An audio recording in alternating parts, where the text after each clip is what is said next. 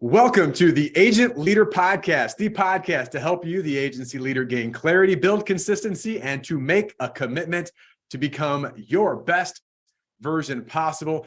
I have a great guest today that I'll talk a little more about this guy in a minute, but I will tell you, there's some people that when you talk to, like you get off a conversation, you're fired up, you're ready to go. This is a guy that's gonna get you fired up. I know he gets me fired up because he's passionate about the business and the industry. So can't wait to introduce him here in a second. Before I get into our guest and our great conversation, I always want to mention that we are continuing to look for growth-minded partners as we get into 2023 and moving forward. In fact, partners like a firm, this guy who I'm going to be talking to works with, but those that are really committed to growth, those are committed to being that best version possible. If you're interested in learning more about what we do and how we work with agencies, our private client group, go to sitkins.com/experience, sitkins.com/experience. Learn more about our process, what we do. More importantly, you can schedule a strategy call to talk to one of our coaches to see if it would be a fit for your agency. So with that, I want to get into our guest. Without further ado, I built this guy up a little bit. Now I'm going to build him up a little bit more. He's someone who fires me up. Dan Mickells, who's a risk advisor, also sales leader at a UNICO group in Nebraska, the great state of Nebraska. And are you in Lincoln or Omaha today? Are you in Lincoln today, Dan? I'm in Lincoln today. Yeah, I kind of share my time. All right, between Lincoln and Omaha. So the capital city there in Nebraska. I've had the pleasure. I was just thinking about gosh, how many different ways have I connected or do I know Dan? Obviously, UNICO is one of our private client group members, and we've had a number of years of relationship with UNICO. Love working with that company and the leadership and their team. Dan also is part of our sales mastery group that we had going on, so I got to know Dan even better then. Dan was also part of the Agency Leadership Institute, so I got to see Dan there. We run into each other a little bit, but Dan's just a super energetic guy, and he's passionate about getting better. He's passionate about helping others get better. So I know you as an agency leader are going to take some great nuggets from today. So Dan, I can't build you up anymore. Well, I could, but I'm not going to. Dan, welcome to the podcast. Brent, you're too kind. Very appreciative to be on here. Like you mentioned, I love to learn, and I find all kinds of opportunities to do that. And your podcast and other podcasts really inspire me. And I think the work you're doing is tremendous. And hopefully I can offer, maybe a nugget or two for your listeners, because I think there's always something we can think about and maybe refine.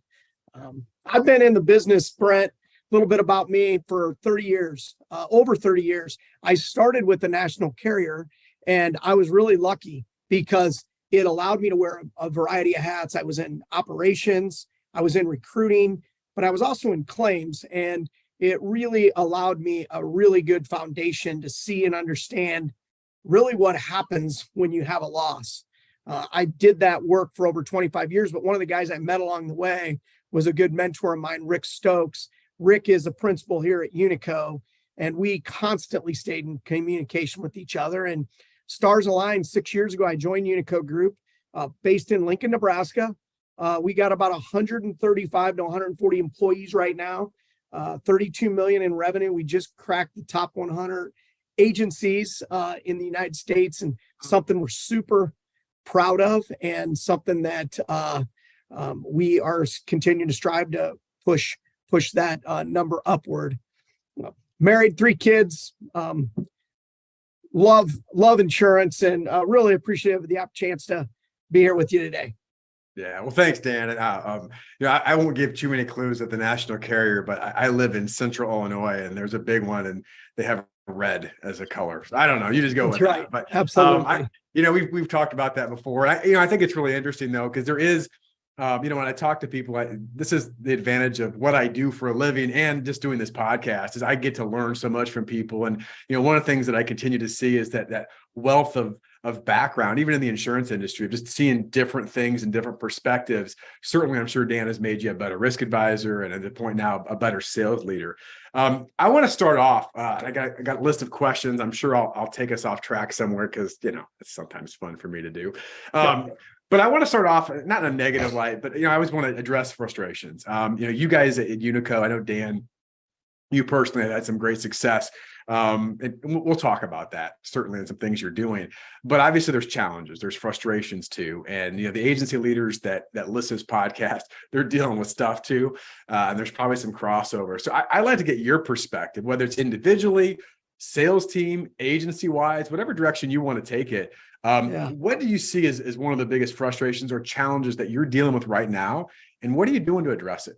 Yeah, good question. And I think when I was thinking a little bit about challenges, one is, as you mentioned, I'm moving from a risk consultant to, helping on the sales leadership team. And so in and of that self, making that transition has been, a little bit of work and trying to recalibrate on how my schedule looks and things like that. But I think really what it comes down to for me, Brent, is this business is about patience. And you need to be patient. And I think that can be a frustration because I'm a high performer. I want to see it yesterday.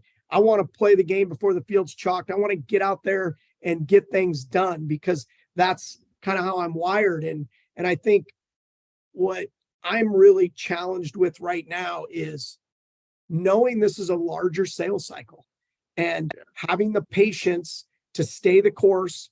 So gets back to what you can control, the day-to-day things. You talk about stacking good days, stacking good days, stacking good weeks is how I overcome it. It's things that I can control. So that's getting meetings, getting appointments, taking care of my clients, managing processes and procedures, because I really do think patience is something that you need to have in this business. Unfortunately, sometimes people don't have it and they start to do desperate things. And for me, when you get into that desperate time, a lot of times you do desperate things that aren't probably the best things you should be doing.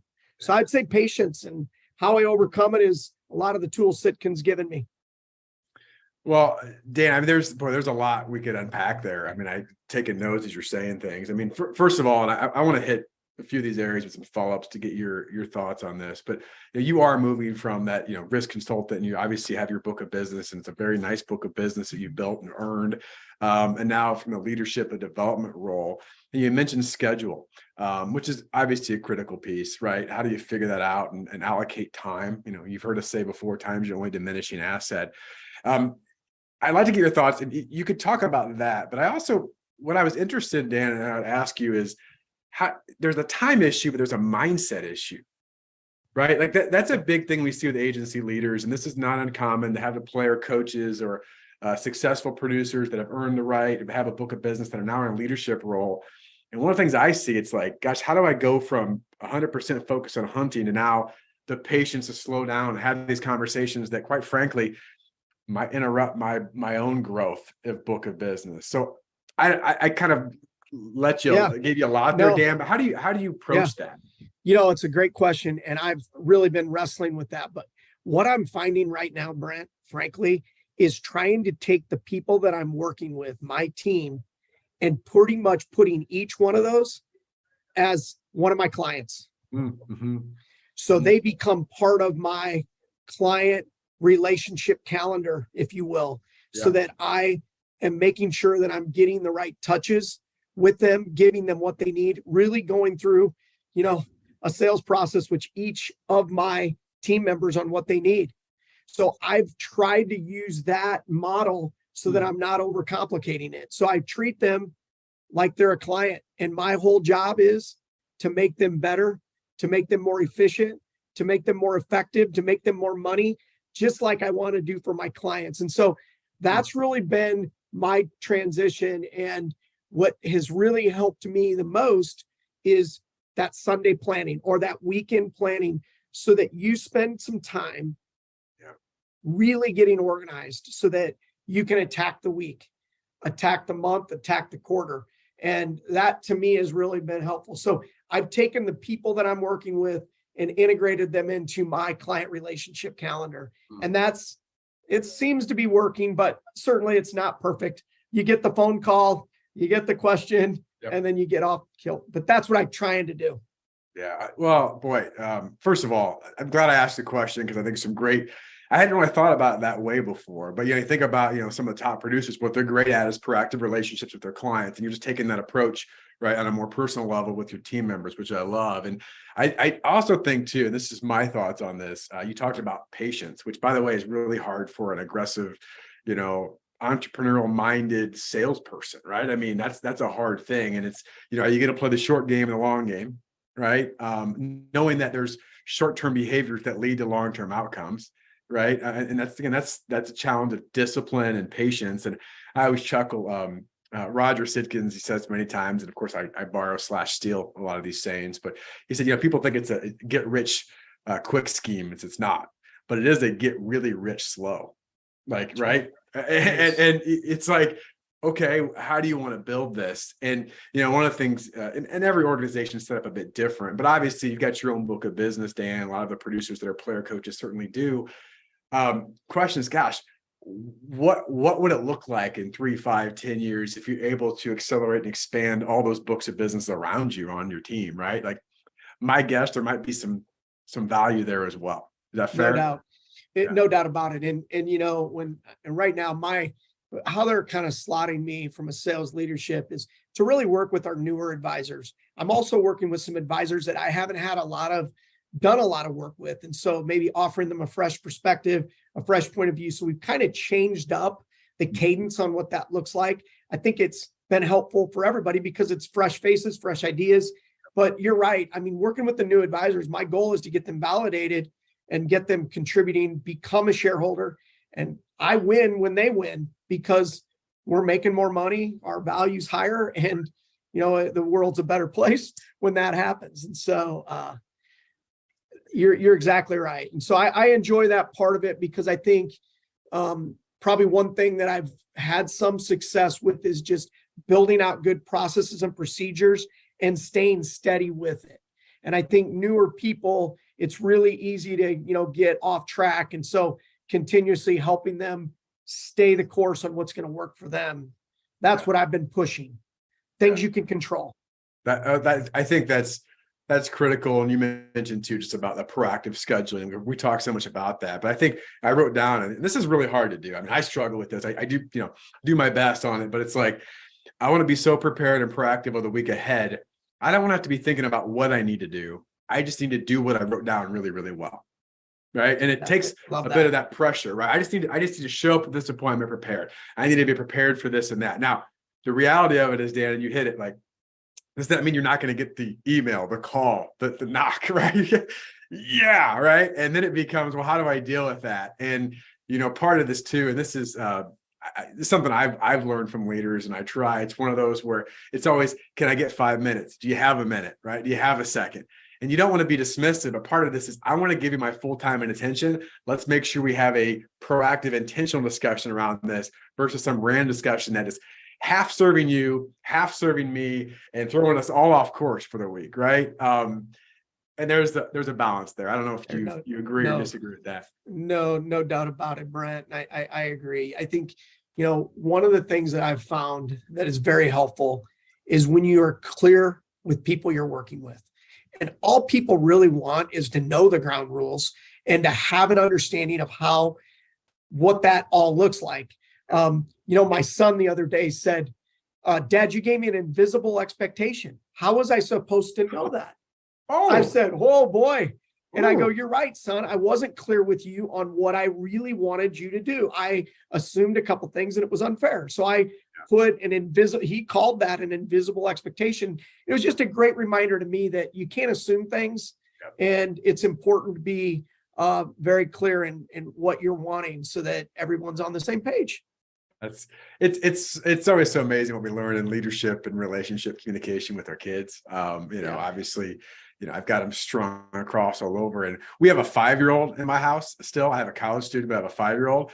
And the one thing that 5-year-olds don't care, if you say, let's find a time and I'll give you my full attention, they don't really care, Dan. Like, they'll just say now, and look at this. But, outside of 5-year-olds, right? Part of that is even with your kids, it's amazing what they'll learn and listen to. And, Dan, like if you were someone I was working with, or I was trying to mentor you or coach you in certain things, I'd say, hey, Dan, listen, let's face it. Like when you pop in and you get half my attention and you're half asking a question, how successful are we really? Not really. So let's do this. Let's be really intentional, right? And I'm going to delegate some time in my calendar. I want to give you my full attention and I can answer your question thoroughly and with intention. And I'll promise you that. Is that fair enough? That's right. Absolutely. Of course. I had in my prior life, I did manage a lot of people, and I took a survey one time, and it just was the blinding, what's Roger say? The blinding flash of the obvious. Obvious. Yeah. And, I was going through and I was meeting with this person, regularly and all this and that. I just felt like it got stale and I really wasn't making that connection. And somebody said to me, have you ever asked them how often you guys should be meeting? Mm-hmm. And what that looks like for you? Because I might have one employee who wants to meet once a week for 15-minute check-ins, and I have others that it's once a month. And it's like, have you asked? And it just kind of, so now, you have some, things that seem so obvious. So now it is, I ask my new people, what does it look like? It's your business. I'm here to support and help you. What does our relationship look like? And how often do we need to be meeting formally, informally, and what that looks like? And they were like, well, I've never really had that question asked. And I'm like, well, let's figure that out. And then we get it a roadmap for the year. Yeah. You're instilling so many thoughts on this, and it is funny. We use the term blinding flash of the obvious if people don't work with us. And there's so many of those. I mean, I have them all the time, and you're like, someone asks you a question, like, why is that? And it's funny. It comes back to defining expectations, right? On some of these things. And it's like, what would it look like for you, Dan? I mean, I think back when I talk to, for example, account managers, or we're doing some talking about having a top of the stack submission to insurance carriers. Like, what would that look like? Well, we do this and we do this and we do this. And I just kind of stopped and I said, well, who are your top carriers? Oh, XYZ. Like, would it make sense just to pick up the phone and ask them? Like, they're like, yeah. I'm like, isn't it more important that they're aligned with what it is you want versus what you think? And it's true with relationships in offices as well, isn't it? It's so interesting. I just had a business meeting this morning before I came on, and she had pitched UNICO on some services. Mm-hmm. And we decided to go in a different direction, but I enjoyed her and I wanted to get to know her. And she offered some things that I think might be helpful to my clients. Mm-hmm. So we get together for coffee, and she, kind of the pleasantries. Then she said, hey, can I ask you something? What the heck happened? And I said, I'm glad you asked that. I go, let me ask you a question. What do you think we need? And she goes, well, I'm not sure. And I said, yeah, you didn't ask. I said, you came in with your whole program and you threw it out there. And we all looked at each other like, she's not taking the time to really understand why we invited her to the meeting. And so it was another blinding flash. She goes, good point. And I said, it isn't, I mean, I'm sure you have your style and the way you do things, but pausing for a second and figuring out truly what's going on is helpful, which kind of gets to what we do day to day. So. Yeah. And part of that too, knowing you, Dan, it's like one of those things where you experience the other side of it. Again, we all have chinks in the armor. I mean, I've done stuff like that, certainly. And, but when someone points it out to you, like, oh my gosh, thank you. But that's something like a story you can tell your sales team, right? That's like, exactly right. Like, this is what happened. How often do we do that? Right? A lot. Where you come in and go, this is how cool we are. And they don't really care how cool they are. What they care about is them, right? Go figure. Right. So, all right, I want to hop in, and you shared some of in just our discussion here, but I'd like to know, just thinking back, and this could be this year or as far back as you want to go, but you have had at UNICO some successes. And I mean, obviously I know you guys very well. You had a great year, which is testament to your leadership and your team and communication. And, again, it's just, there's so many kudos to throw your way, but I would like to know, looking at that, what do you think has been your greatest success? Why? And what are you doing to replicate it? Because one of the last thing you want to do is get momentum in it and then just take your foot off the gas pedal. So yeah, what do you think? That's a great question. And when I was kind of reflecting on that a little bit, the word focus kept kind of coming on the scene. But it's kind of like what we've talked about before. You really get what you sow. And we really wanted to become a sales organization. We were a great company. We took care of our clients, but I don't know if we had the growth levels that we really wanted. So when you start to put a focus on new business and really talk about new business, that really has become a mantra for us. And we built a sales process around that. In the past, it was around taking care of the clients, and we had a good retention levels all the time. But what does that new business process look like? And so I think, Brent, honestly, our greatest success has been, number one, a focus around that, and then building out key performance indicators that are tracked weekly so that we do have a scorecard that allows everyone to see where we're at. So if things aren't maybe going the way we want, we can have some data to point to and learn from. And I think when everybody's in that mode, it really does create some healthy competition. So that has been a success. Now, the other side of it, and I would say this, is you have to be careful, kind of going back to that patience, because you can start doing things that maybe cut corners. So you may miss a coverage. You may not have the full discovery. You may win the account because they were wanting a better premium amount. But, I always say, if you win on price, you're going to lose it on price. And so, it's important for us to really make sure we're following throughout that process, that sales process. But it has been focused on growth. There's no doubt about it. When we started putting, future ideal clients in front of them, tracking that, keeping score, it changed the flight for Unico Group, in my opinion. Yeah. So, and part of that too, it's interesting. I'm taking a bunch of notes as you're saying that, because it is, the word focus is used a lot. And I think, but it can be, and I do this too, where you say something, but if you start to ask questions to go deeper, is that really true? Right. And some of the things I know that you guys have done, but this is certainly for the listeners out there. It's like, well, gosh, Dan mentioned about being a sales organization. And, one of the things that I'll say a lot, and I think this is very true in the industry, and it is what it is that there are a lot of really great service organizations, agencies out there that do sales when it's convenient. And then there are some great sales organizations that also provide exceptional service. And this doesn't have to be like one or the other, because as you know, a great sales process done right builds a great continuation/renewal process. It's a long-term relationship. So those two should be going together anyway. But your thing on focus, I'll just throw some questions. I know you guys have done some things, but for the listeners, like, we're focused on being a sales organization. Okay, what's your people development process? What's your sales playbook process? What's the weekly or ongoing communication about sales in the organization? How is it visible? How is it measurable? How is it accountable? Those are things you look at, and those are all part of that, right? If we're focused on it, it gives us something to talk about. And I think it's really important. The last thing that you said, Dan, it is critical. And we believe in this, like what can happen, especially when you use terms, key performance indicators, and some people go, it's back. They're important because you need to know the numbers, but you've heard this from us before, Dan. It's important to know the numbers, but it's the behaviors and strategies that drive the numbers, right? Like a lot of this is, what are the key behaviors? What are the key strategies? Some of these sales processes are very long, as you mentioned. What we have to know is, are we tracking the right stuff? Are there key behaviors that Dan and his team are doing that are leading to the result? Or are we just taking it for granted and hope it turns out? And we'll get back then next year and go, gosh, we didn't have as good a year as we have. Yeah, well, next year we'll be better. So I didn't really ask you a question there, Dan, but just any thoughts or responses just from that? No, Brent, I completely agree. And I think that there's a lot to unpack when you just are looking at that data is one thing. Yep. There's a lot behind the data.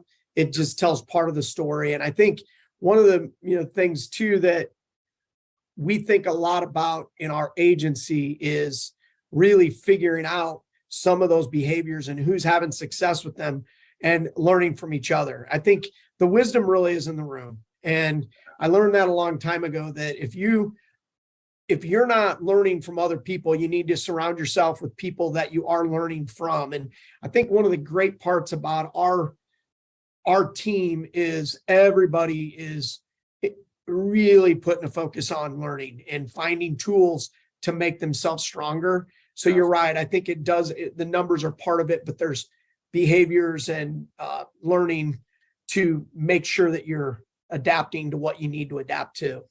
Yeah, absolutely. It's something we've heard us say before. If you're the smartest person in the room, you need to go find yourself a new room, right? That's right. There's always somewhere to learn from, and whether it's locally on your team, as you guys have fostered, through other coaches, through podcasts like this. I mean, I learn a ton through books, and there's always things that you can look at things. And I think the biggest thing around this is, are you coachable? Is your team coachable? If you know everything, then the answer is not real coachable. Right. Those are, right. I'm sure you've been across those people in the past where it's like, they know everything, just ask them. And you can't grow, right? You can't grow from that. So it is important. And, with that, Dan, I guess I'll take this, and this isn't to be self-serving, but maybe it is. You guys have been with us for quite a while. I know that, you mentioned some things about future ideal clients in terms that we know. But I am truly interested of the partnership that we've had and some of the learnings. What's been some of your biggest takeaways, or the biggest takeaway that you've had in working with Sitkins? Yeah, that's awesome, and just thankful for the work Sitkins has done for UNICO Group. Genuinely, I think one thing that you guys have really done a great job with is getting us focused on a streamlined sales process and common language that we can all talk about, so that we now have a better framework in how we talk to each other, as well as our account manager group. And that really does save a lot of time. I mean, when you're able to be on the same page with regard to that, I think it's been helpful from a time standpoint. And for me personally, I think there's a lot of things that I've taken away, but, we talk at least, and we were, a couple of weeks ago, we were talking about just basic blocking and tackling. And for me, that means a really good Sunday planning session. So for me personally, I do spend some good time each weekend really looking at my calendar, where the gaps are, where the opportunities are, and prepping for that, because it really takes some anxiety off me knowing that I'm prepped for a great week. Yeah. And then the other thing that, I strive for, and I don't know, if you shared this or whatever, but good things usually happen when you meet people. Yeah. I mean, they usually do. You may not get a sale, but you might make a connection. Our model at UNICO is where connections make a difference. And you can't have connections and relationships if you're not meeting with people. And so setting appointments and getting appointments, to me, that producer perfect week, striving for those 10 meetings, that has been monumental for me. And then lastly, Brent, is what we've talked about, is having really good discovery conversations and going deep with clients and really figuring out if it is a match for me and the client to work together or to engage with UNICO, because you and I both know we're not for everyone. That's why there's a lot of agencies out there, because they all serve different needs and purposes. And I've realized I'm not for everyone. And that was something that has been helpful for me to move on, so that I can spend my time with the right people who want to work with me, as well as UNICO. So those are some Sitkins items that I think have been important to our agency and myself personally. That's great. And I mean, again, I say that, I'm like, is there some goodness for Sitkins in that? Well, of course, but it's always interesting because people take certain things and apply them a bit differently. And I think even what you shared there, Dan, there's a lot of value just in that list that I wrote down of some things that either the team's doing or you're doing. I do want to hit a couple of things because it is important. I think these are really important learning lessons that you mentioned. The first one was this idea of the streamlining and communication. One of the things that we truly believe in, and we've had so many conversations, and we're making even more up levels this next year to do more of this, but we'll see so often when you get a very coachable or excited producer, for example, or even a leader, and they want to be coached up, and which is great, right? And they want to do those things and improve, but then they get back to their team and it doesn't fit the puzzle, right, so to speak, right? And it's like, well, why are you saying that? Well, because I heard this. Well, I've never heard that before. And so much of this is just getting alignment around it. It's a UNICO culture, but it's very interesting when you hear culture, and hear this all the time, which is so cool. Like for me, it's awesome. It's like, tell me about the future ideal client list, right?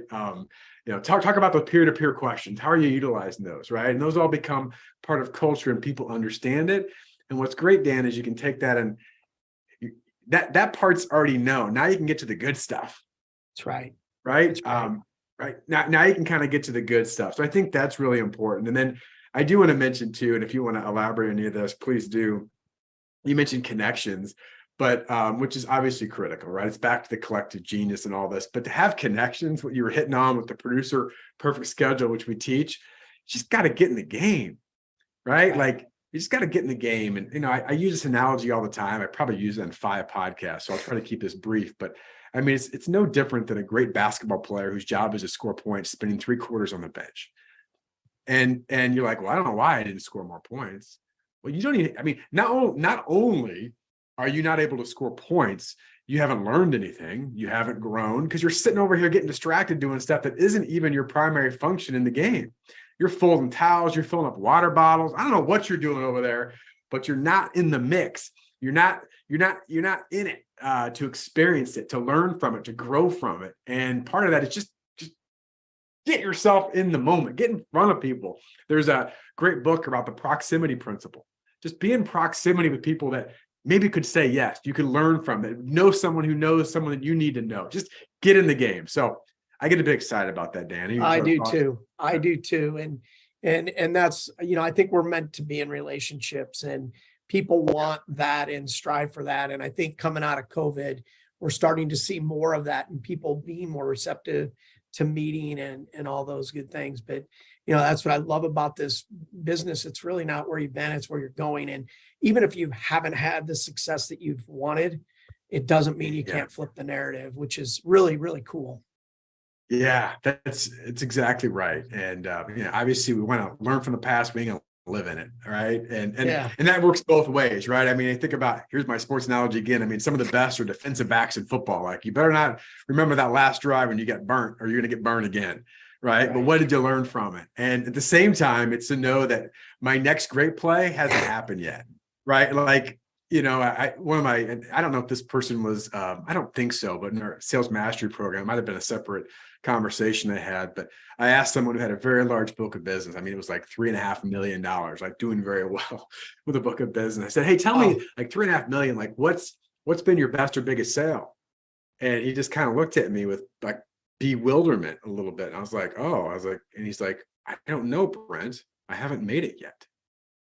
Wow. And it's just like, that's how top performers think, right? I'm like, that's so cool. So anyway, no doubt, just something to think about for the audience. So yeah. All right, Dan, I got one final question, which is my favorite question.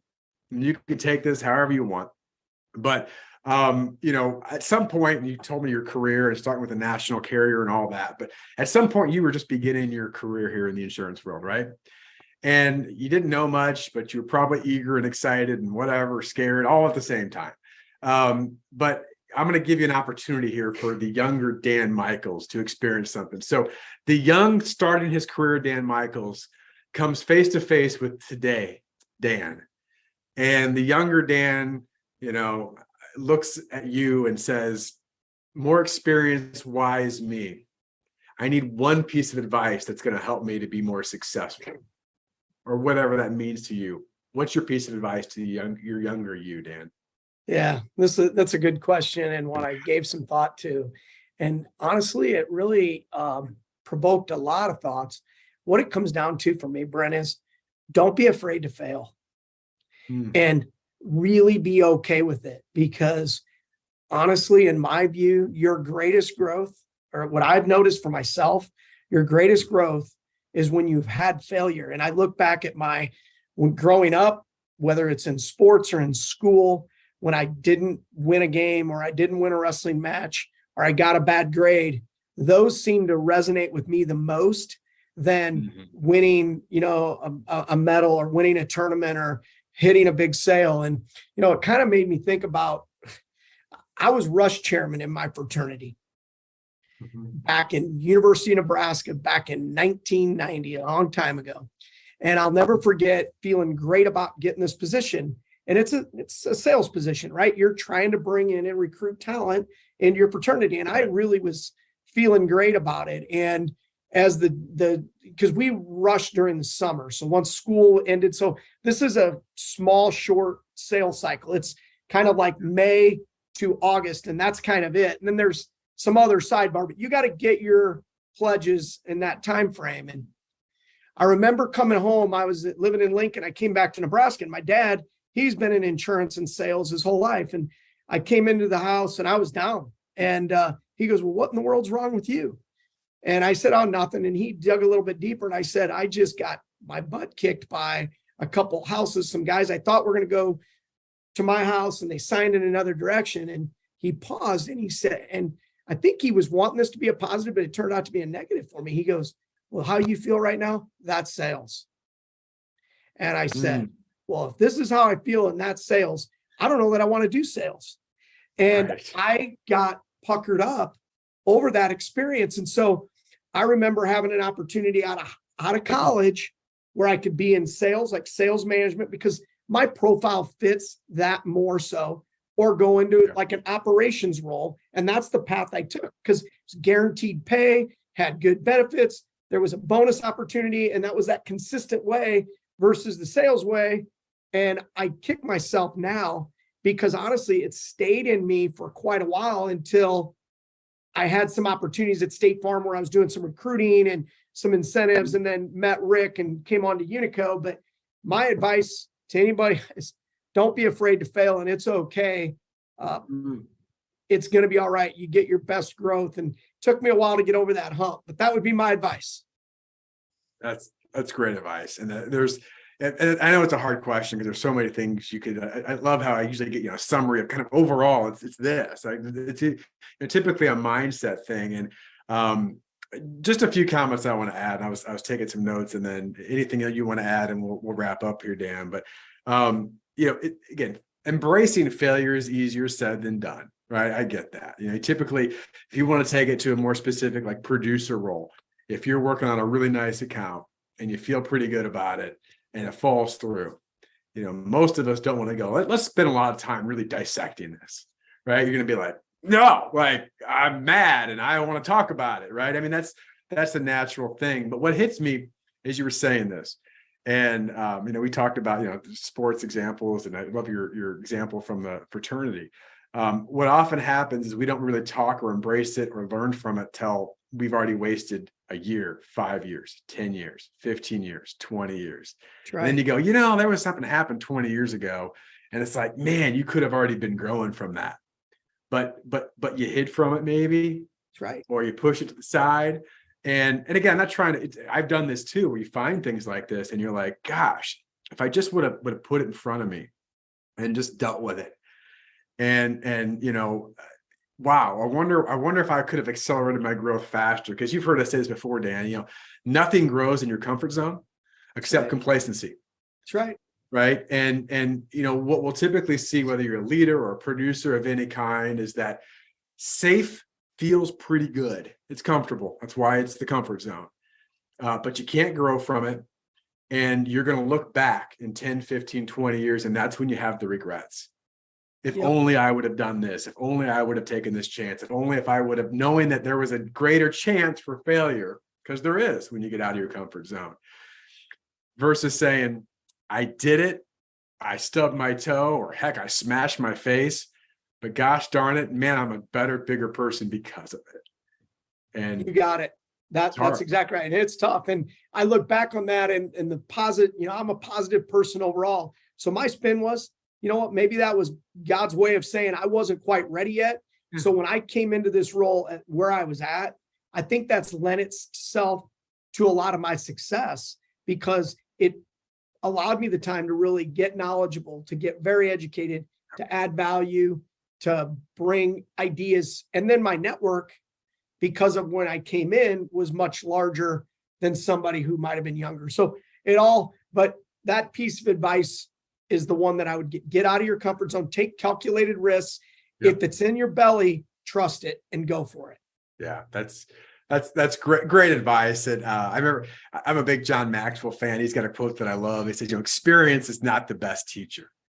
evaluated experience is the best teacher. Yeah, And, very true. but you're all going to grow through experience to some degree, but it's the level of growth, and you really evaluate it and own it and go, man, I screwed that up.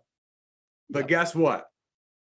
I may not like it, but I'm going to embrace it, own it, and I'm going to learn something from it. Darn it. And that's pretty cool, which again, by the way, A couple of my sales leaders here, we had just started having sales meetings, and we're starting to talk about wins, but also losses. yeah, And what we can learn from it. To your point, nobody likes to talk about the losses, but there's some nuggets in each one of those. And that's been a good, we've gotten some early feedback on that, and we're going to continue to do that. Well, Dan, I do want to add one thing. I think there's value here, and I want to let you go, but from a sales leader perspective and the role I love that you said that, because I think that's really important. This is going to sound odd. Not that we want to foster a culture of failure. It's not where I'm going, but foster a culture that we know failure will occur, and we're going to address it, and we'll learn from it and improve from it. And I tell you, and I'm sure you've seen this too. Let's just use producers as an example. No one wants to talk about where they screwed up. Why? They look stupid. They feel ashamed. It's got your peers there. But as a leader and as a culture saying, listen, we're all, by the way, and here's mine. Here's my screw up. Yep. Right. And it didn't feel good, but here's what I'm going to learn from it. And here's how I'm not going to repeat that again. Who goes next? That it's, I don't mind that you screw up. What I mind is you do it again and again and again. Yep. I completely agree. And I think it creates, at least for me and hopefully others, it creates some endurance. Yeah. It gives you that push that it's okay. And it, you forge ahead, and it doesn't matter. I heard a quote a while back, when I was coaching baseball. Baseball is about failure. And, the line was, hey guys, it doesn't matter. Let's get better. You hit a home run, doesn't matter. Celebrate it, but it doesn't matter. Get better. If you make an error, it's okay. Let's get better. Let's work and improve. So that idea of self-improvement, stuff you teach and preach, and very, very appropriate, I think. Okay. Well, Dan, thank you for being a guest. I knew you'd bring energy and passion and great value, and you certainly delivered on that. So thank you. Thank you for being a great partner. I will say this, and here's another plug, but it's important. We want more deeper relationships with organizations like UNICO that desire to get better and want to grow, not just financially, which you will, right? But in all kinds of ways that lead to that desired outcome of growth and profitability, and just foster deeper, important relationships. So, Dan, thanks so much for being part of the podcast. I appreciate it, Brent. Great to see you, and have a great week and a Merry Christmas. All right, you as well. All right, all the best to your success out there. Thanks for listening.